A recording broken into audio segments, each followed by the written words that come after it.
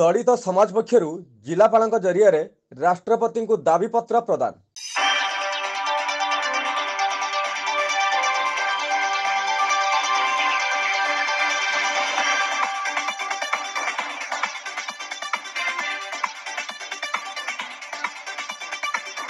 नुआपड़ा जिलार जिलापाल कार्यालय सम्मुख में देखा प्रतिवादर झलक। जिलापाल कार्यालय सम्मुख में रुंडीभूत होते दलित समाज अनेक सदस्य निजर अधिकार हो कि दलित समाज को हैरान कर समाज मध्य अनेक किछि अन्याय करा जायछि। राज्यर दलित समाज को प्रति मुहूर्त हीनदृष्टिर शिकार होगा पड़ता है। विभिन्न समय दलित आदिवासी समूह प्रति अन्याय करा जाउथुवा दृष्टांत रही। सुरक्षित जीवन बिताइबा दलित आदिवासी समूह चेष्टा करुवा बेले तांको प्रति होउथुवा अन्याय एक निंदनीय विषय।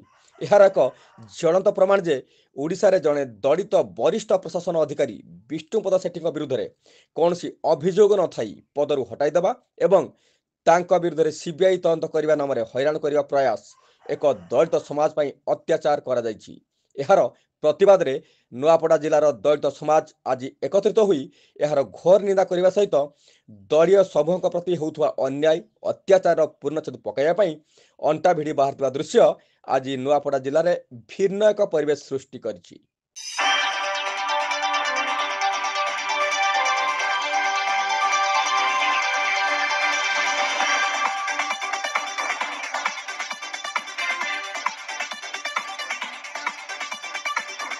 नुआपड़ा जिला डमगणा समाज तत्वावधान में आज समस्त दलित समाज पक्षर नुआपड़ा जिलापाल कार्यालय घेराव कर दृश्य देखा मिलता। विभिन्न समय दलित आदिवासी समूह प्रति होउथुवा अन्याय अत्याचार प्रतिवाद में जिलापाल जरिया ओडिशार महामहिमा राष्ट्रपति को दाबीपत्र प्रदान करते।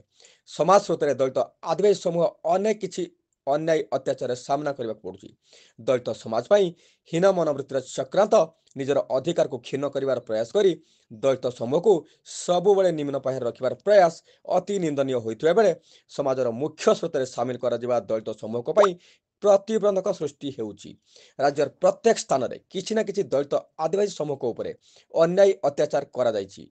बंचिबार अधिकार थाई मध्य जीवन जीविका प्रतिबंधक सृष्टि करिबा एक घोर अन्याय हेउथुवा जानि मध्य दलित आदिवासी समूह को उपरे हेउथुवा अन्याय अत्याचार सहिबार धैर्य हराई बसिଛନ୍ତି नुआपड़ा जिलार दलित आदिवासी समूह।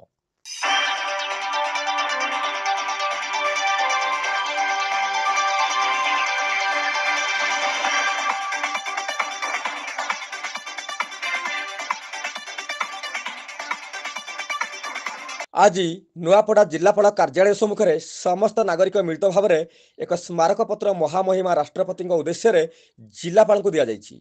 जिलापाल मधुसूदन दास दाबीपत्र ग्रहण कर आवश्यक स्थान को दाबीपत्र प्रेरण कर प्रकाश कर डमगड़ा समाज सभापति हरिकेश जाल नेतृत्व में राज्य साधारण संपादक फकीर मोहन जगत, छवि सागर, रुद्रराज बाग, ज्योतिलाल बंजारे, जिला परिषद सभ्य माल्यवंत सुना, सरपंच खुटुराम सुनानी, पूर्वतन मेंबर मंदाकिनी बाघेल, समाजसेवी ख्रसिंदु सगरिया, प्रेमानंद नायक, हेमंत कुमार मनहेर सहित बहु दलित समूह नागरिक उपस्थित रही।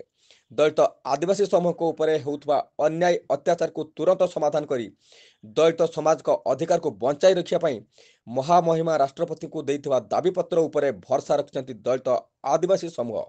यार समाधान नहेले आगको भिन्न एक पंथा अवलंबन करिए बोली दलित आदिवासी समूह सूचना दैछन्ति।